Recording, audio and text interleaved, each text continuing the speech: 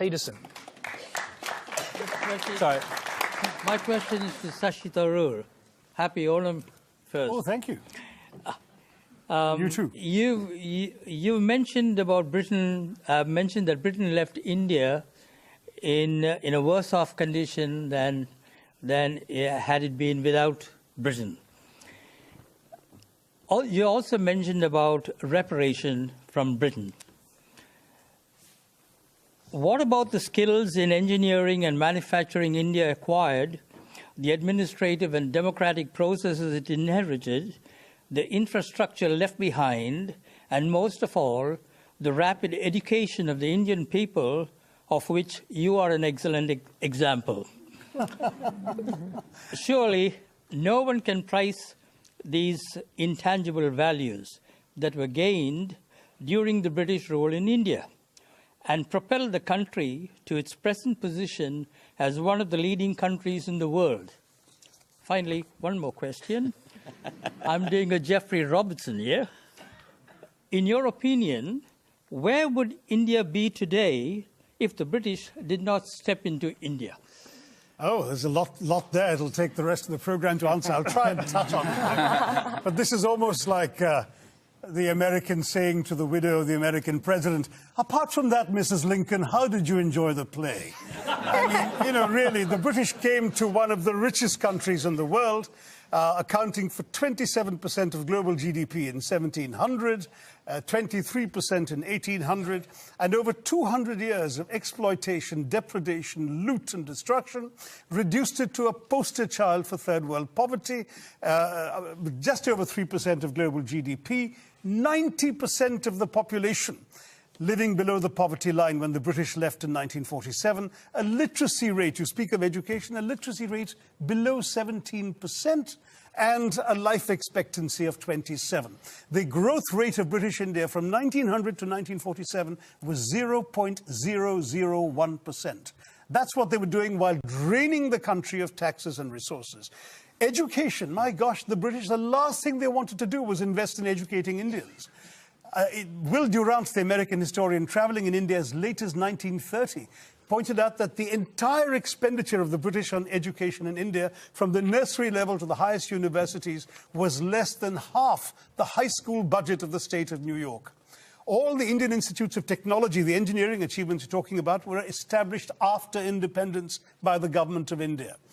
There is simply no comparison between the accomplishments of India rising from the ashes the British left us in and what was done in 200 years. I've given many figures. Just take one example, the textile industry, because India was a huge exporter of For 2,000 years, it was the world's leading exporter. What happened? In fact, in the Roman Empire, there are debates recorded by Pliny the Elder of Roman senators complaining about the amount of the Roman Empire's gold that was being sent off to India because of the tastes of Roman women for Indian muslins, linens, and cottons. Was it just modernism, the Industrial Revolution that destroyed it, or was it something else? No, that's the excuse that apologists like to make, that, oh, it's not our fault, you just missed the bus for the Industrial Revolution. Well, we missed the bus because you threw us under its wheels, is what I tell the Brits. I mean, the fact is, in the name of free trade, the British came in and destroyed the free trade that had made India a leading exporter of textiles. The British soldiers smashed the looms so people couldn't practice their craft. They imposed punitive duties and taxes on the export of Indian textiles while lifting duties on the import of British cloth. And they achieved a captive market at the point of a gun. This is not exactly free trade, as you can imagine. Cities like Murshidabad and Dhaka in the subcontinent were depopulated. In one notorious incident, weavers had their thumbs cut off, so when the looms were repaired, they couldn't weave again. Textiles were systematically destroyed as an industry by the British. And that's only one example of many. Well, I'm going to quickly go back to our question. Now, Kevin, do you accept that perhaps the British weren't quite as benign as you've just suggested? Please read the book, Kevin. There's a lot more there to say. I've got the book. I'll bring Laurie in here. He gave a speech along these lines to the Oxford Union. Got wild applause from the students and others sitting around the Oxford Union Hall. And I'm just wondering, have young Brits come to terms with their colonial past? No, we haven't at all. Young Brits of every class have no idea about our colonial past, and that is being deliberately done. We are deliberately denied or kept away from education about the graphic facts of what the British did around the world, including in this country, to the people of this country. The crimes of the British and the crimes that we committed and that were done in our names over 400 years of pillaging conquest is something that we don't like to think about, and yet it is everywhere in modern British history. When people talk about Brexit, it's stunning to me that if you ask British people who voted for Brexit what their major fear is, their fear is that people will come to our country and take our things. And that's exactly... why... I just can't... It doesn't compute, but we don't know this history. I took history in British schools up to the age of 18, and I got a pretty good grade. And most You never learned a line of colonial history, did you? Well, almost everything that you have just said, I learned from your book.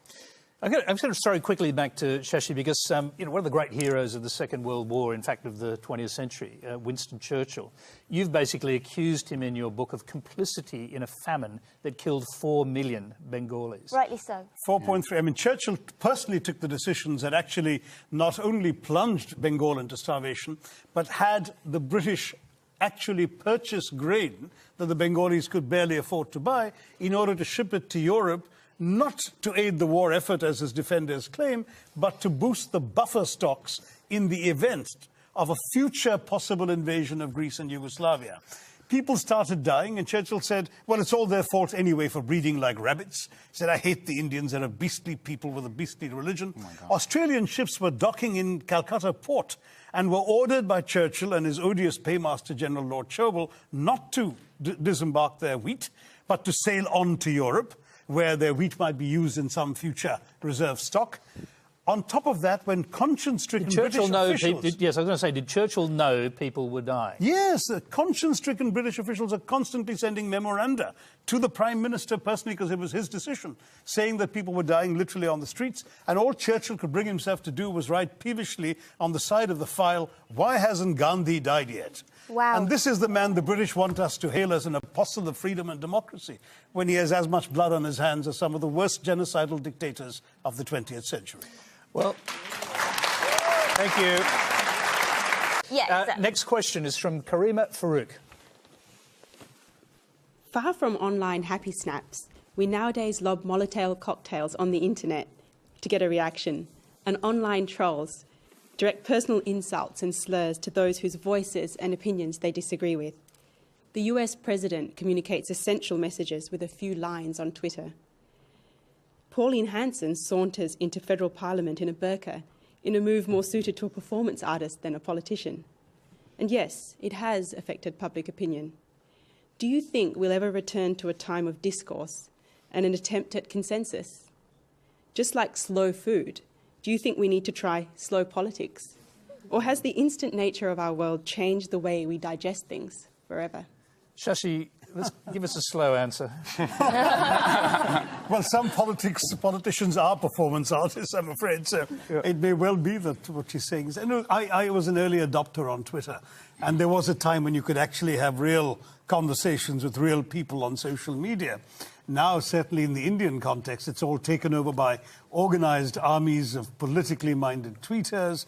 It's taken over by, as you said, the trolls who are out there to spew venom and hatred that in real life they really couldn't. I mean, I've once or twice actually met some of these people, and they're absolute lambs in person. But there's something about the anonymity of the internet that emboldens them to spew the most vituperative, vile stuff at people, and it doesn't cost them anything, sadly, literally or otherwise, and they get away with it. How can we slow this down? I mean, you can't put the genie back in the bottle. Social media is here to stay. Perhaps if it weren't so useful to politicians, for example, more of us would walk away from it, but we can't afford to, because whatever percentage of that hate out there, however high it may be, there's still some real people reading what you have to say. some of the things you're saying is, I mean, making the news or helping influence the national agenda, so you keep plugging away. I don't have a better answer to you right now. Right now, for example, the number of people on Facebook in India has crossed 200 million. I mean, you just can't... Next question comes from Cassie Snarkis. With Donald Trump saying he'll respond to the delicate situation of North Korea's nuclear war threats with aggressive claims of fire and fury, isn't the Australia-US alliance placing Australia in a dangerous position? Michael. Well, thank you, Cassie. I would agree that Donald Trump's policy, there's been as much confusion, if you like, about Donald Trump's policies on North Korea as there was about the location of the USS Carl Vinson a couple of months ago, the warship that he said was steaming to the Korean Peninsula, and it turns out to be somewhere else. He's been incoherent. On the one hand, he calls for fire and fury. On the other hand, he says that he's willing to meet Kim Jong-un and make a deal. But let's not forget who is driving this crisis, because we've criticised Mr. Trump a lot tonight. But who's driving this is Kim Jong-un, a young man in a very big hurry, who is absolutely ruthless, who is prepared to use a weapon of mass destruction at a major commercial airport in order to assassinate his brother, who is willing to provoke not only the United States to defy UN Security Council resolutions, but even to provoke his ally, China. So I think it's important to focus on where the threat here is coming from. It's coming from North Korea. Now, do I have an enormous amount of faith in Mr. Trump to apply the right balance of carrots and sticks? I don't. But I think to immediately pivot and start to, criticise Trump or the alliance as opposed to the person who's actually Sure, but bringing... that is a question about whether the person who you regard as behaving dangerously could cause Australia, through the alliance, to get involved in a conflict. So I guess that's the heart of that question. Well, I think that Australia has interests in North Korea. I mean, the idea that in the Korean Peninsula, the idea that it's nothing to do with us, I don't agree with that. I mean, North Korea has threatened Australia. It increasingly has the capability to lob missiles as far as the Australian continent. We are a US ally, but we also have an interest in a peaceful, stable and secure North Korea. So I don't think we should, by any means, automatically enter some sort of conflict with North Korea. I think we should not be an automatic ally of the United States, but do we have equities and interests in a peaceful, stable North Korea? Is it in our interest that together the United States and China can somehow find the leverage to force or to push Kim Jong-un to come up with some sort of freeze of his programs? Absolutely, we have an interest in that. Shashi, former diplomat, what do you think? Well, I think we've got to think for a minute that maybe the actors in this are not as irrational as they seem to all of us. And Kim Jong-un probably is looking, for example, at Saddam Hussein's experience, is saying this guy boasted about weapons of mass destruction and he got overthrown by the Americans for his pains. Let me show them I have weapons of mass destruction and they won't dare to overthrow me. So it's a way of buying himself, in a sense, perpetuity, regime insurance, if you like, or insurance against regime change.